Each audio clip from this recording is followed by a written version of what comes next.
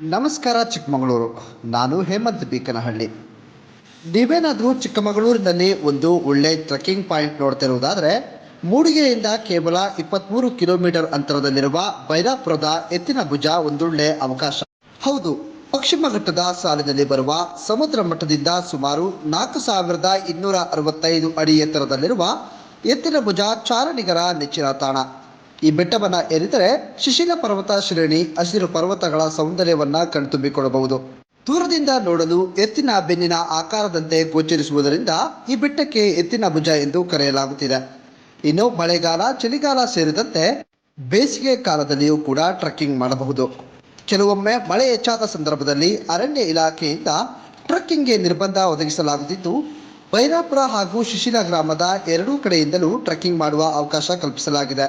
ಇನ್ನು ಇಲ್ಲಿರುವ ಐತಿಹಾಸಿಕ ಶ್ರೀ ನಾಣ್ಯ ಭೈರವೇಶ್ವರ ದೇವಸ್ಥಾನಕ್ಕೂ ಸಹ ಪ್ರವಾಸಿಗರು ಹಾಗೂ ಭಕ್ತರು ಪ್ರತಿನಿತ್ಯ ಭೇಟಿಯನ್ನು ನೀಡುತ್ತಿದ್ದು, ದೇವಸ್ಥಾನದಿಂದ ಕೇವಲ 2 ಕಿಲೋಮೀಟರ್ ಅಂತರದಲ್ಲಿ ಟ್ರೆಕ್ಕಿಂಗ್ ಪಶ್ಚಿಮ ಘಟ್ಟಗಳ ಸಾಲಿನ ಅಗಾಧವಾದ ಪ್ರಕೃತಿ ಅನುಭವವನ್ನು ನೀಡುತ್ತದೆ.